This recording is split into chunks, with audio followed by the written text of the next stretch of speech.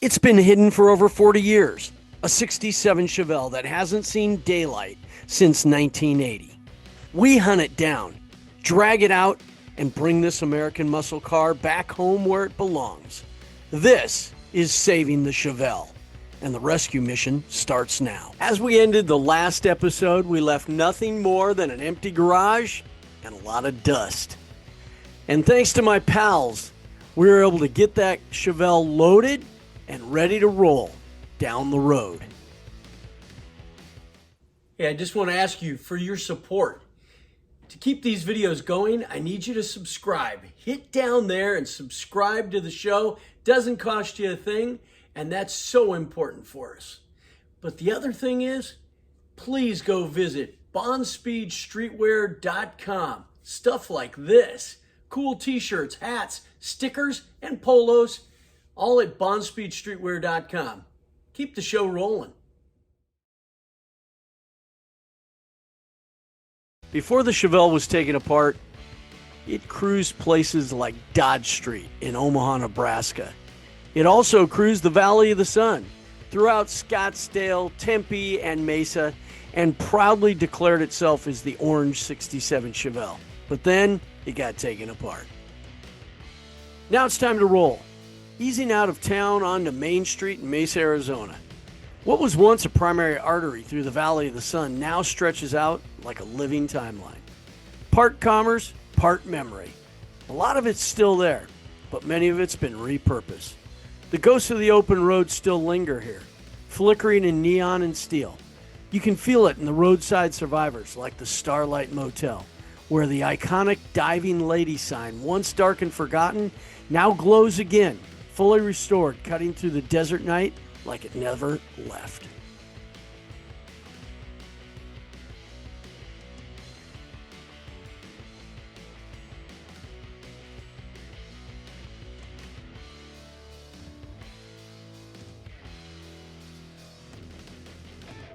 Before it was Main Street, this was U.S. Highway 60, a two-lane ribbon cutting across Arizona. And if you were rolling through Mesa in the 1930s, this was the stop. They called it the Castle Stop. Built when gas stations weren't chains, they were survival. You pulled in hot, dust on the fenders, and somebody came out to get you back on the road. Flatheads, bias plies, and a long way yet to go. The highway changed, the name changed, and the world moved on. But this place, still right here on Main, still holding the line. Some things don't disappear. They just wait for you to take notice. Long before Main Street filled in,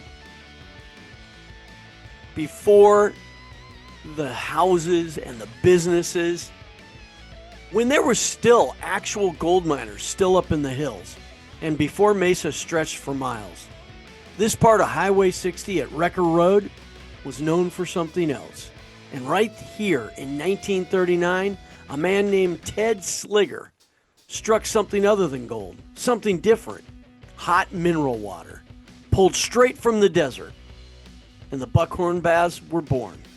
Not fancy, just real. Travelers rolled in dusty, soaked it off, and then got back on the road. Out front, gas pumps. Out back, a motel.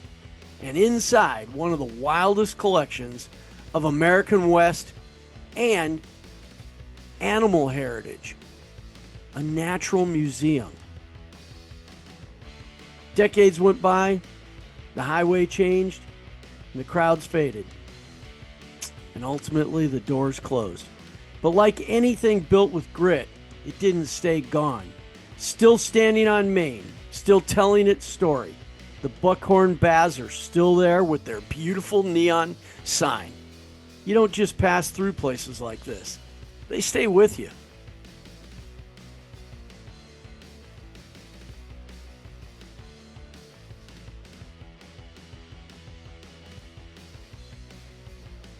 When you're rolling down the road, you see a lot of neon, a lot of great architecture. You see those old cars. We all look for them. But there's some things that you see along the road that are unforgettable. Like this puppy truck that we saw in Mesa. with its big red tongue and its nose. This thing was phenomenal. I had to stop and take a look.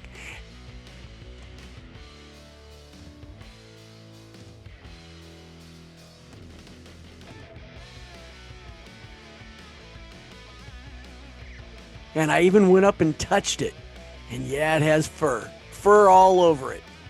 I just don't want to be the one that has to give it a shampoo every week or brush it out. But it sure is fun to look at. Puppy truck on the road. Also along Main Street, historic Route 60, Highway 60, is this really cool old structure. Yeah, that was an A&W root beer stand.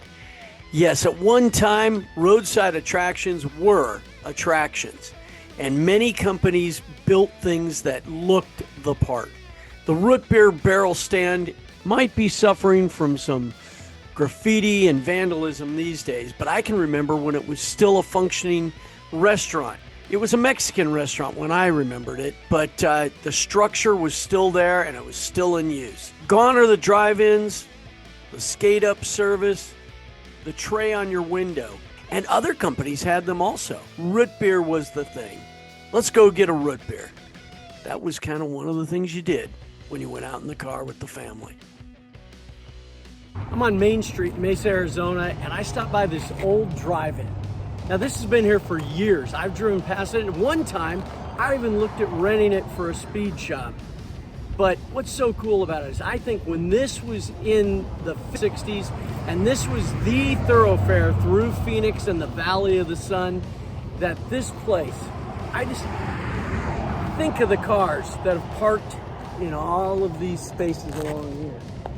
I mean, there were probably burgers, shakes, French fries, and cherry cokes and cars all along there. Pretty cool place. Just one of the places that you find along Main Street in Mesa, Arizona, and one of the places the Chevelle has now been.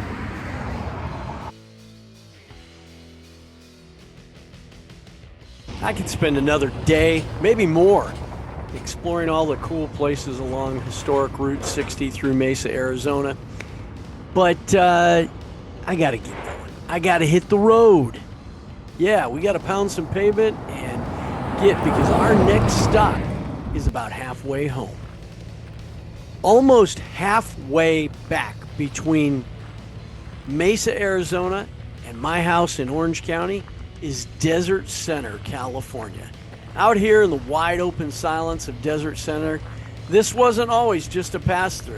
It started back in the 1860s along the Bradshaw Trail. It was a rugged route carved through the desert to connect the gold fields of Arizona to California. So we're bringing gold back just like they did back in the day. Water stops were everything back then, and this spot became one of them. But Desert Center really took shape in the 1920s and the 30s. When Highway 60 cut through the desert, the travelers needed fuel, food, and a place to rest. Gas stations, cafes, and motor courts popped up, turning this into a true desert outpost. Then came World War II, when the nearby Desert Training Center brought thousands of troops into the region under George S. Patton. For the moment, the desert was alive. Engines, convoys, and a sense of purpose. After the war, it held on, but when Interstate 10 opened, the traffic moved away. Desert Center started to fade. Businesses closed. Travelers stopped coming, and the desert slowly took it back. But you can feel it's out there, because places like this don't just disappear. They echo. As recent as 2019, the neon signs still stood, as did the gas pumps, and the inside there were vehicles and parts still on the shelf. In the 1990s, we would stop here for gas, a piece of pie. There was even an ice cream stand that we would get something coming back from Lake Havasu and running our boats for the weekend. So that echo lasted for quite some time. About 3 miles up the road, if you stay on the 2-lane extension that parallels Interstate 10, the little Highway 60 goes up. You go over a couple wooden bridges. There's some washed out washes along there, and you come up to this old gas station. It looks out over the desert majestically, and at one time, even though it's in the middle of nowhere, it must have been one heck of a place. You can see there were multiple buildings there. It has a really great style to it, and I would love to know the backstory on it, but I don't. But I do know that I love stopping here, and that's why we pulled over to get a couple shots of the Chevelle. And when you get down the road just a little farther, there's a marker that tells you that at one time there was a 1,200-bed hospital in the middle of nowhere. It was a military hospital. Well, I'm a couple hours from home. Car has been trailering great. This toy hauler from U-Haul has really worked out well. All the D-rings on it made it where I could really tie it down in so many places and feel safe about everything. But trailering down the road's been great. My truck's been towing great. The car hasn't been moving or coming loose. Now I'm excited about getting home. Sun's going down. Got Palm Springs just over this rise and the whole valley down there. And then I can come up into LA and right down into Orange County and back to my house, where tomorrow I can get it unloaded and into my warehouse.